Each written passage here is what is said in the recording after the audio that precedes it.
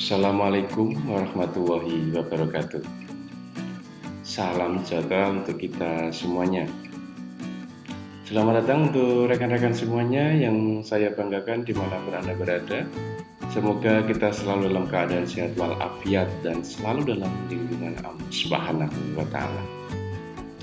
Selamat datang di ruang belajar untuk pada sesi kali ini. Jadi saya akan mengulas terkait dengan di sistem akuntansi pembelian. Jadi pada topik subpokok bahasan yaitu sistem akuntansi pembelian, ada beberapa hal yang perlu kita pahami bersama.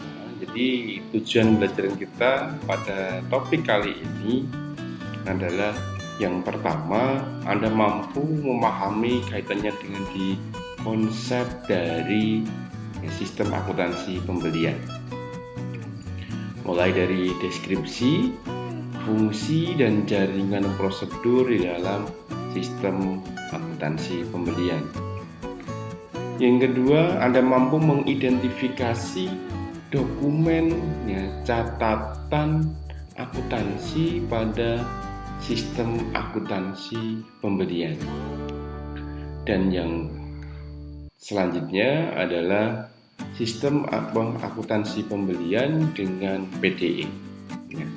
Itu adalah beberapa hal yang nanti akan sedikit saya ulas pada topik kali ini. Jadi yang pertama terkait dengan di pembelian. Apa sih sebenarnya pembelian itu? Perlu kita pahami bersama. Jadi yang termasuk yang tergolong dalam pembelian itu apa saja dalam aktivitasnya sebuah bisnis dalam perusahaan kita yang termasuk di dalamnya atau mungkin kita sebagai pengamatnya. Jadi dapat dikatakan di sini, jadi pembelian itu merupakan suatu tindakan untuk mendapatkan barang atau jasa yang kemudian akan dipergunakan sendiri atau dijual kembali. Itu di pembelian. Jadi tindakan untuk memperoleh barang ataupun jasa yang kemudian akan digunakan atau dijual kembali. Itu termasuk di pembelian. Yang dimaksud dengan pembelian, aktivitas, kegiatan dalam memperoleh sebuah barang ataupun jasa. Entah barang tersebut itu kita pakai sendiri, jadi untuk kebutuhan kita sendiri, ataupun untuk kita jual kembali. Itu dinamakan dengan pembelian. Dari aktivitas tersebut, kalau dalam sebuah perusahaan tentunya akan membutuhkan sebuah informasi. Dari aktivitas yang dilakukan, jadi bagian pembelian atau personil yang melaksanakan pembelian, tentunya manajemen akan membutuhkan sebuah informasi. Jadi biasanya informasi apa saja sih yang dibutuhkan oleh manajemen terkait dengan di aktivitas pembelian, terkait dengan di kegiatan memperoleh barang untuk dijual kembali ataupun untuk digunakan sendiri dalam sebuah perusahaan. Maka ada 6 hal minimal informasi yang diperlukan oleh manajemen. Yang artinya apa? Bagian akuntansi harus mampu menyediakan informasi tersebut. Kira-kira apa saja? Yang pertama adalah di jenis pembelian. Jadi jenis pembelian di sini itu kita golongkan, pembeliannya itu secara kredit atau secara tunai. Itu contoh jenis pembeliannya. Jadi kemudian yang kedua adalah di jenis persediaan. Itu nanti masuk dalam kategori atau jenis persediaan apa? Persediaan barang untuk dijual atau persediaan barang untuk dipakai sendiri. ibaratnya seperti di jenis persediaan. Yang persediaan untuk barang untuk dijual itu juga ada beberapa jenis lagi. Ya, tinggal tergantung ya kategori barang yang ada di dalam sebuah perusahaan ya, atau unit bisnis. Yang kedua adalah order pembelian kepada pemasok.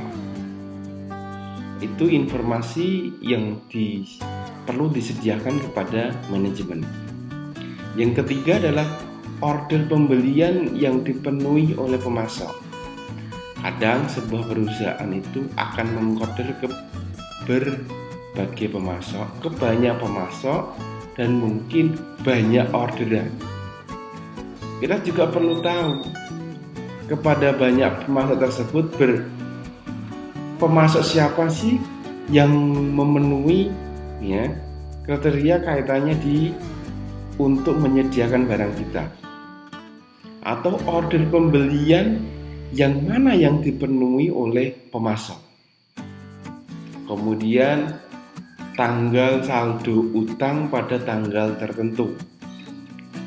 Nah, itu yang dibutuhkan oleh manajemen. Kira-kira pada tanggal periode tertentu berapa sih saldo utang? Itu dari aktivitas pembelian ini, terutama pembelian yang dilakukan secara kredit. Kemudian saldo utang kepada pemasok, mulai dari total utang pada periode tertentu dan saldo utang kepada pemasok pada periode atau tanggal tertentu. Kemudian yang selanjutnya adalah di tambahan kuantitas dan harga. Karena tambahan kuantitas dan harga di sini akan berpengaruh terhadap harga pokok penjualan. Dan mempengaruhi besar kecilnya harga pokok penjualan. Itu. Lalu hal-hal apa saja yang perlu diperhatikan dalam sistem akuntansi pembelian? Jadi dalam sebuah sistem akuntansi pembelian, yang namanya sistem itu adalah kumpulan dari berbagai bagian, kumpulan dari bermacam-macam prosedur. Maka dari itu, hal-hal yang perlu diperhatikan dalam sistem akuntansi pembelian, itu yang pertama yang perlu Anda perhatikan, itu adalah fungsi yang terkait. Fungsi apa saja yang terkait dengan di sistem akuntansi pembelian itu. Setelah fungsi yang terkait, kemudian ada di jaringan prosedur. Prosedurnya bagaimana untuk melaksanakan pembelian, mulai dari permintaan pembelian sampai dengan di pencatatan untuk barang yang dibeli.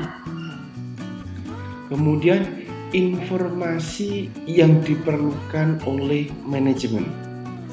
Tadi fungsi yang terkait, jaringan prosedur, dan informasi yang dibutuhkan oleh manajemen terkait dengan di kegiatan pembelian. Yang sebelumnya sudah saya jelaskan, yaitu terkait dengan di informasi apa yang disediakan untuk manajemen. Mulai dari jenis persediaan, jenis pembelian, sampai dengan di jumlah, kuantitas, dan harga dari barang atau jasa yang kita beli. Kemudian ada di dokumen. Dokumen apa saja sih yang dibutuhkan dalam kegiatan pembelian? Dan ada lagi catatan akuntansi yang dibutuhkan. Dan yang terakhir adalah di penerapan elemen-elemen sistem pengendalian intern dalam sistem akuntansi pembelian. Itu adalah hal-hal yang diperhatikan dalam sistem akuntansi pembelian. Untuk itu, jadi yang pertama terkait dengan di fungsi yang terkait. Jadi fungsi di dalam sistem akuntansi pembelian dalam hal ini adalah untuk mengadakan barang yang diperlukan oleh perusahaan. Jadi fungsi sistem akuntansi pembelian itu adalah untuk pengadaan barang yang diperlukan oleh perusahaan. Jadi mulai dari jenis transaksi pembelian, jadi pembelian lokal atau pembelian impor.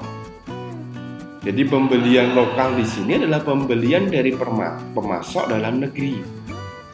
Ya. Pembelian impor berarti pembelian dari pemasok luar negeri. Kemudian apa saja fungsi yang terkait? Kalau tadi fungsi dari pembelian itu adalah untuk pengadaan barang yang dibutuhkan oleh perusahaan, baik itu secara lokal maupun impor. Lalu fungsi apa saja yang terkait? Jadi untuk melaksanakan sebuah aktivitas pembelian, paling tidak ada 4 fungsi yang terkait dalam aktivitas di sistem pembelian ini. Yang pertama apa? Jadi yang pertama ada di fungsi gudang. Kemudian ada fungsi pembelian. Ada fungsi penerimaan barang. Dan fungsi akuntansi untuk mencatat utang dan mencatat persediaan. Itu adalah 4 fungsi yang terkait di dalam sistem akuntansi pembelian. Di mana fungsi-fungsi tersebut tentunya memiliki tugas, kewenangan masing-masing. Jadi yang pertama yaitu terkait dengan di fungsi gudang. Apa sih fungsi gudang itu?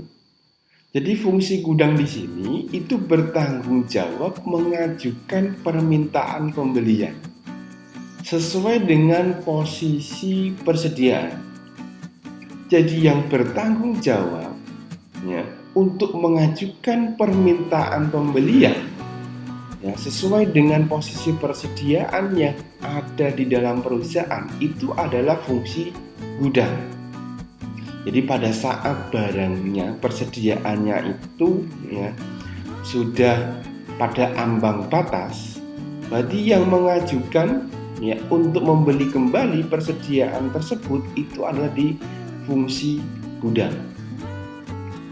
Kemudian ada di fungsi pembelian.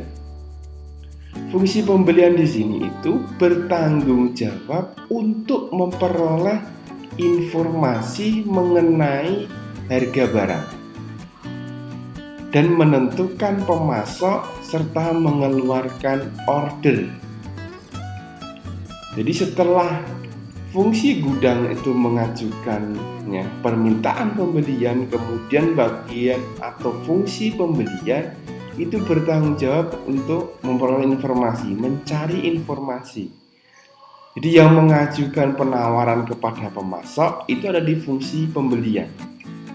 Maka dari itu fungsi pembelian itu bertanggung jawab untuk memperoleh informasi mengenai harga barang serta menentukan pemasok dan mengeluarkan order untuk pembelian barang tersebut.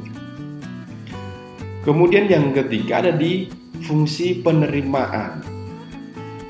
Jadi fungsi penerimaan di sini itu memiliki tanggung jawab untuk memeriksa jenis, kuantitas, mutu barang dari pemasok. Jadi yang memeriksa barang yang datang dari pemasok itu di fungsi penerimaan. Makanya dalam mengajukan permintaan pembelian itu nanti ada rincian barang apa saja yang dibutuhkan, jumlahnya berapa, kemudian spesifikasi atau kualitasnya seperti apa. Sehingga pada saat bagian pembelian itu mengajukan penawaran, dia akan mencantumkan berapa jumlah yang dibutuhkan untuk jenis barang apa saja dan spesifikasinya bagaimana beserta harga. Maka bagian yang menerima itu akan memeriksa berdasarkan hal tersebut. Betul tidak? Jadi jenis barang A, B, C, D yang dikirim itu A, B, C, D. jumlahnya untuk masing-masing A mulai dari 10 sampai dengan 100, betul tidak? Ya. Jadi yang dikirim itu 10 sampai dengan 100. Dan spesifikasi ya kuantitas ya mutu barang dari pemasok betul tidak sesuai yang diminta. Kemudian yang keempat ada di fungsi akuntansi. Jadi fungsi akuntansi di sini itu bertanggung jawab melakukan pencatatan utang dan persediaan. Jadi di sini adalah di pembelian secara kredit. Maka apa? Fungsi akuntansi bertanggung jawab untuk mencatat utang ya, dan mencatat persediaan yang sudah masuk. Karena dari aktivitas pembelian tersebut yang masuk dalam catatan akuntansi itu adalah utangnya dan persediaannya. Makanya dalam kita melaksanakan pembelian secara kredit itu kan biasanya utang usaha ya, pembelian pada utang usaha, pembelian debit ya, utang usahanya di kredit. Kadang juga seperti itu ya. Lalu prosedur secara garis besarnya seperti apa? Jadi prosedur pembelian secara garis besar itu ada 8 fungsi. Jadi yang pertama, fungsi gudang mengajukan permintaan barang kepada fungsi pembelian. Kemudian fungsi pembelian meminta penawaran harga dari pemasok. Setelah itu fungsi pembelian memilih pemasok ya yang telah menawarkan harga. Dan fungsi pembelian itu memilih pemasok. Fungsi pembelian membuat surat order pembelian. Dan fungsi penerimaan memeriksa barang dari pemasok. Fungsi penerimaan juga menyerahkan barang ke fungsi gudang. Dan fungsi penerimaan jadi yang melaporkan ke fungsi akuntansi untuk dicatat. Fungsi akuntansi akan menerima faktur tagihan. Jadi itu, mulai dari fungsi gudang mengajukan kepada fungsi pembelian, fungsi pembelian memilih pemasok, kemudian fungsi pembelian membuat surat order di SPK. Kemudian fungsi penerimaan ya, akan memeriksa barang sesuai dengan surat ordernya apa tidak, dan menyerahkan barang ke fungsi gudang serta melaporkannya kepada fungsi akuntansi. Fungsi akuntansi akan mencatat, akan menerima faktur tagihan. Itu di prosedurnya secara garis besar. Maka dari itu, jaringan prosedur dalam sistem pembelian itu berarti apa, seperti apa jaringan prosedurnya? Itu mulai dari permintaan pembelian, permintaan, penawaran harga, kemudian order pembelian, ya, penerimaan barang, pencatatan hutang, dan distribusi untuk pembelian. Jadi bisa digambarkan dalam sebuah jaringan prosedur ya, untuk prosedur dalam sistem akuntansi pembelian itu ada beberapa, mulai dari fungsi gudang, ini permintaan pembelian ke fungsi pembelian, kemudian dilanjut kepada pemasok ya. Pemasok ya akan menerima, jadi fungsi ya penerimaan barang, jadi melakukan menerima barang, kemudian juga penerimaan faktur ya pemasok ya. Itu nanti siklusnya seperti itu dalam jaringan prosedur untuk fungsi pembelian. Jadi penerimaan pembelian itu berarti apa? Jadi ada barang yang disimpan di gudang dan ada barang yang tidak disimpan di gudang. Jadi seperti di era sekarang ini ya, kan banyak barang yang tanpa harus masuk ke gudang. Banyak pengusaha yang misalnya pada saat membeli barang, penerimaan pembelian itu tidak masuk di gudang kita. Bahkan industri sekarang itu kan misalnya mengurangi ya untuk adanya gudang. Dan itu. Jadi zero persediaan misalnya. Jadi apalagi yang menerapkan just in time, itu kan sebenarnya zero persediaan. Manakala ada permintaan baru disediakan barangnya. Jadi barang yang disimpan di gudang itu berarti fungsi gudang mengajukan permintaan pembelian dalam formulir surat permintaan pembelian ke fungsi pembelian. Barang yang tidak disimpan di gudang, jadi barang langsung dipakai, itu fungsi gudang mengajukan permintaan pembelian langsung ke fungsi pembelian dengan surat permintaan pembelian. Itu barang yang langsung dipakai. Bahkan barang yang mungkin dioper, kan itu kita beli barang, ya, mungkin yang mungkin langsung dikirim kepada siapa yang meminta, kan itu. Permintaan penawaran harga dan pemilihan pemasok ini dilakukan oleh fungsi pembelian, di mana fungsi pembelian itu akan mengirimkan surat permintaan penawaran harga kepada pemasok untuk memperoleh informasi harga barang dan syarat pembelian untuk memilih pemasok yang ditunjuk. Jadi sistem akuntansi pembelian terkait dengan wewenang pemilihan dan menentukan pemasok, ya, itu biasanya terbagi menjadi beberapa bagian. Ada di pengadaan langsung, itu pemilih pemasok dipilih langsung, ya, oleh fungsi pembelian tanpa penawaran harga. Ini pengadaan langsung. Jadi kita melaksanakan misalnya aktivitas pengadaan langsung. Kemudian ada penunjukan langsung. Penunjukan langsung ini berarti apa? Pemilihan pemasok dilakukan oleh fungsi pembelian, jadi melalui pengiriman permintaan penawaran harga kepada minimal 3 pemasok dan didasarkan pada pertimbangan harga penawaran dari pemasok. Ini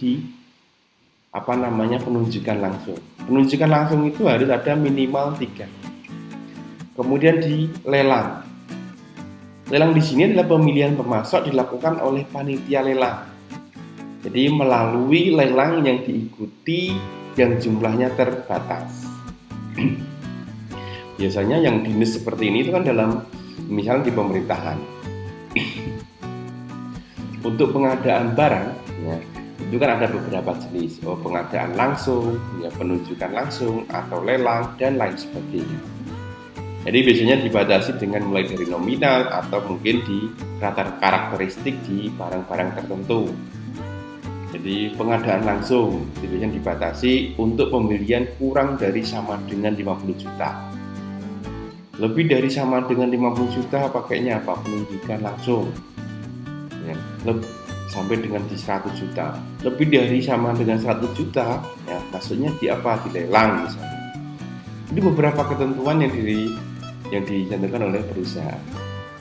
Jadi tahap lelang tersendiri itu juga sangat banyak. Ada beberapa tahapan di kegiatan lelang. Mulai dari yang perlu diingat, pembuatan kerangka acuan. Ini tahap lelang. Jadi kerangka acuan di situ akan mencantumkan rincian jenis dari barang, spesifikasi dan jumlah barang yang akan dibeli melalui lelang. Kemudian pengiriman kerangka acuan kepada pemasok untuk kepentingan pengajuan penawaran harga, serta penjelasan kerangka acuan kepada pemasok. Ya, kemudian ada di penerimaan penawaran harga dengan dilampiri berbagai persyaratan lelang oleh pemasok dalam amplop tertutup dan pembukaan amplop penawaran harga oleh panitia lelang di depan pemasok dan penetapan pemasok yang dipilih oleh panitia lelang. Kemudian terkait dengan di order pembelian. Fungsi pembelian itu akan mengirim surat order pembelian kepada pemasok yang dipilih dan memberitahukan ke unit organisasi lain, ya, dalam perusahaan mengenai order pembelian yang dikeluarkan, ya, oleh perusahaan. Itu. Jadi kalau dalam lelang itu istilahnya SPK. Jadi surat ordernya. Jadi kita beli barang dari, ya, perusahaan atau pemasok tertentu, itu nanti muncul surat order pembelian. Fungsi penerimaan barang, di sini fungsi penerimaan itu akan melakukan pemeriksaan mengenai jenis, kuantitas, dan mutu barang yang diterima dari pemasok, dan membuat laporan penerimaan barang untuk menyatakan penerimaan barang tersebut. Ya. Kemudian fungsi akuntansi yaitu untuk melaksanakan pencatatan utang. Jadi fungsi akuntansi akan memeriksa dokumen-dokumen yang berhubungan dengan pembelian, mulai dari SOP, kemudian laporan penerimaan barang, faktur dari pemasok, dan menyelenggarakan pencatatan utang atau mengarsipkan dokumen sumber sebagai catatan utang. Berarti perlu diingat, bagian akuntansi akan mencatat manakala ada bukti, mulai dari SOP, laporan penerimaan barang, dan faktur dari pemasok yang akan mencatat utang di dalam pembukanya. Selama belum ada itu, menerima itu otomatis fungsi akuntansi tidak akan mencatat itu. Jadi ibaratnya itu. Kemudian setelah itu dilakukan distribusi pembelian. Jadi distribusi pembelian itu meliputi distribusi rekening yang didebit dari transaksi pembelian untuk kepentingan pembuatan laporan manajemen. Dan itu. Jadi rekening yang didebit dan rekening yang dikredit. Jadi pada saat kita membeli barang, maka apa akan menambah utang dan menambah persediaan kita. Berarti yang didebit itu adalah di persediaan, yang dikredit itu adalah utang, itu dari aktivitas pembelian. Jadi distribusi rekening yang didebit, yang dikredit. Pada saat kita misalnya membayar, melunasi utang, itu nanti ada bagian tersendiri, topik tersendiri terkait dengan di utang. Ini fokus di pembelian. Fokus di pembelian berarti apa? Mana yang didebit, mana yang dikredit. Itu kalau akuntansi. Informasi yang diperlukan manajemen tadi sudah disampaikan di awal, mulai dari jenis persediaan, order pembelian kepada pemasok, sampai dengan tambahan kuantitas dan harga dari barang tersebut. Dokumen yang dibutuhkan dalam sistem akuntansi pembelian. Jadi kira-kira dokumen apa saja yang dibutuhkan dalam sistem akuntansi pembelian? Misalnya apa? Mulai dari surat permintaan barang. Kemudian ada di surat permintaan penawaran harga, surat order pembelian. Kemudian itu surat permintaan barang yang membuat siapa? Bagian bidang. Surat permintaan penawaran harga yang buat siapa? Bagian pembelian. Surat order pembelian yang buat siapa? Bagian pembelian. Kemudian laporan penerimaan barang. Kemudian laporan penerimaan barang yang buat siapa? Fungsi penerimaan. Bagian penerimaan barang. Ada surat perubahan order dan bukti kas keluar. Itu dokumen yang digunakan dalam sistem akuntansi pembelian. Jadi surat permintaan barang di sini itu diisi oleh fungsi gudang, jadi diisi oleh fungsi pembelian, dibuat rangkap dua. Jadi nanti akan traveling purchase requisition. Jadi surat permintaan pembelian berulang kali itu ada beberapa jenis. Jadi ada beberapa contoh misalnya. Jadi lihat di gambar. Jadi contoh untuk surat permintaan barang, permintaan pembelian. Jadi mencantumkan judul, surat permintaan, kemudian nomor fakturnya, dari bagian apa, kemudian jenis barang, tipe, ukuran, jadi kuantum dan keterangan serta pengesahan. Pengesahannya itu untuk surat permintaan barang. Kemudian surat permintaan penanganan harga. Ini diisi oleh fungsi pembelian. Biasanya digunakan hanya 1 kali, karena surat ini keluar 1 kali. Surat permintaan pembelian. Kemudian surat order pembelian dibuat oleh fungsi pembelian. Biasanya dibuat rangkap 7. Ya, 1 untuk pemasok, 1 dikirim kembali ke perusahaan, ya. Kemudian 1 kepada unit yang meminta barang, kemudian fungsi pembelian untuk tanggal, ya, kemudian fungsi pembelian untuk pemasok, dan fungsi penerimaan serta fungsi akuntansi. Itu di surat order pembelian. Kemudian ada di laporan penerimaan barang. Ini dibuat oleh fungsi penerimaan. Jadi laporan barang yang diterima. Ini di fungsi penerimaan. Kemudian ada di surat perubahan order pembelian. Ini yang buat oleh siapa? Order pembelian berarti yang buat adalah fungsi pembelian yang terkait dengan di kuantitas, ya, jadwal, ya, spesifikasi, dan terkait dengan di penggantian barang yang dibeli. Kemudian ada lagi yaitu di bukti kas keluar. Bukti kas keluar di sini itu dibuat oleh fungsi akuntansi. Jadi dasar pencatatan transaksi pembelian, dasar pembayaran utang kepada pemasok, dan perintah untuk mengeluarkan kas. Ini di bukti kas keluar.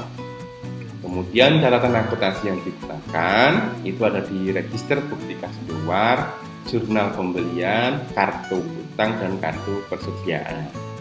Jadi terkait dengan di aktivitas pembelian, catatan akuntansi yang berpengaruh, yang terlibat itu mulai dari register bukti kas keluar, ada di jurnal pembelian, kartu utang, dan kartu persediaan. Jadi register bukti kas keluar itu untuk mencatat, jadi misalnya voucher payable procedure.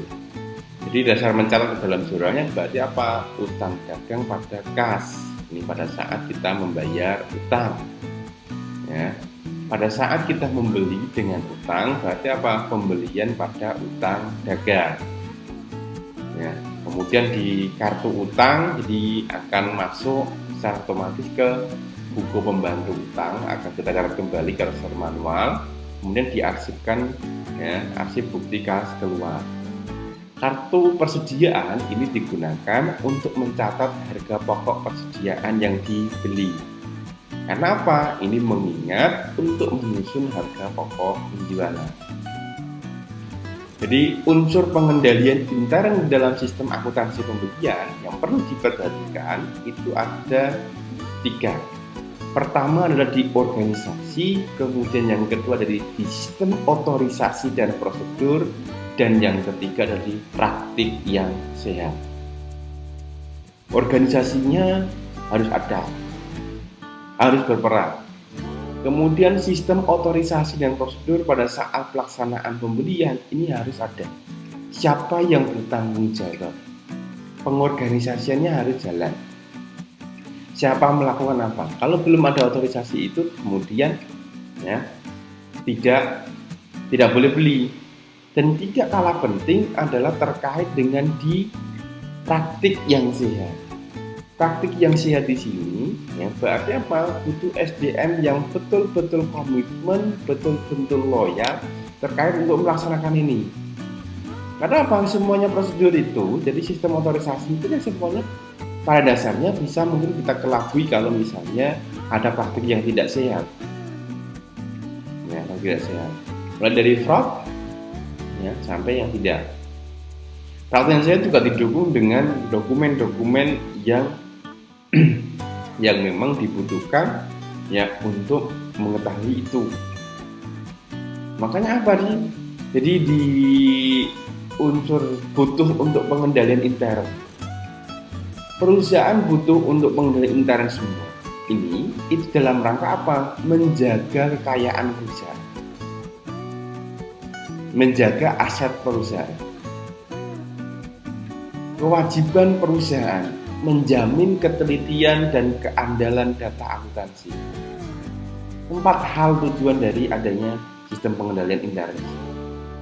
Menjaga kekayaan, kewajiban perusahaan, ya, kemudian menjamin ketelitian dan keandalan data akuntansi yang dibuat. Ini penelitian. Jadi di dalam organisasi di sini, fungsi pembelian harus terpisah, maksudnya di sini, dari fungsi penerimaan. Karena apa? Kalau yang beli itu, yang menerima itu, kemungkinan ya terjadi salah catat atau mungkin terjadi fraud, itu juga memungkinkan berpeluang. Fungsi pembelian harus terpisah dari fungsi akuntansi. Jangan yang membeli, yang mencatat, yang menerima juga jadi satu. Harus berbeda. Fungsi penerimaan harus terpisah dengan fungsi penyimpanan. Yang menerima dan yang menyimpan harus terpisah. Transaksi pembelian harus dilaksanakan oleh fungsi bidang, fungsi pembelian, fungsi penerimaan, dan fungsi akuntansi. Sistem otorisasi dan prosedur di sini itu surat permintaan pembelian diotorisasi oleh fungsi gudang. Jadi melaksanakan sesuai dengan kewenangan. Permintaan pembelian ya dibuat oleh bagiannya gudang dan diotorisasi oleh bagian gudang. Surat order pembelian itu juga diotorisasi oleh fungsi pembelian. Laporan penerimaan barang diotorisasi oleh fungsi penerimaan, bukti kas keluar diotorisasi oleh fungsi akuntansi, dan penyatakan terjadinya utang serta penyatakan ke dalam kartu utang. Nah, ini kaitan di otorisasi. Praktik yang sehat di sini itu adalah bahwa surat permintaan pembelian itu bernomor urut yang sehat. Jadi untuk apa? Untuk ngecek nomor ini terpakai di mana, digunakan untuk apa. Surat order bernomor urut juga, order pembelian. Laporan penerimaan bernomor urut. Pemasok dipilih menurut jawaban dari harga. Barang hanya diperiksa dan diterima oleh fungsi penerimaan. Terdapat pengecekan harga. Catatan rekonsiliasi, pembayaran faktur disesuaikan dengan periode, dan bukti kas keluar. Itu di beberapa praktik yang sehat. Di sini jadi barang yang diterima ini hanya diperiksa oleh fungsi penerimaan, tidak usah bagian yang lain itu ikut-ikutan, hanya fungsi penerimaan. Sistem akuntansi pembelian dalam lingkungan pengolahan data elektronik atau PDE ini adalah mengelola bukti kas keluar, pembuatan cek, membuat register kas keluar, dan mengolah seluruh dokumen yang menjadi informasi di dalam pembelian. Jadi di dalam sistem akuntansi pembelian. Itu saja ulasan terkait dengan di sistem akuntansi pembelian. Untuk lebih jelas, boleh Anda pahami, boleh Anda baca beberapa jurnal yang terkait dengan di pelaksanaan implementasi akuntansi pembelian dalam sebuah perusahaan. Saya yakin ini cuma dasar. Di dalam perusahaan ada berbagai macam, pembelian secara tunai, secara kredit, bahkan perusahaan-perusahaan dengan karakteristik tertentu. Itu ada beberapa metode dan prosedur yang diterapkan dalam perusahaan tersebut sesuai dengan kebijakan yang ada dalam perusahaan. Pada dasarnya, kalau kita ingin melaksanakan, jadi mulai dari prosedur untuk pembelian sampai dengan pengendalian internal, dasarnya tadi. Semoga memberikan pengalaman yang berharga untuk kita semua, dengan penjelasan ulasan ini, dan memiliki manfaat dan barokah bagi saya dan kita Anda yang menyaksikan video ini. Saya akhiri. Wabillahi taufiq wal hidayah. Wassalamualaikum warahmatullahi wabarakatuh.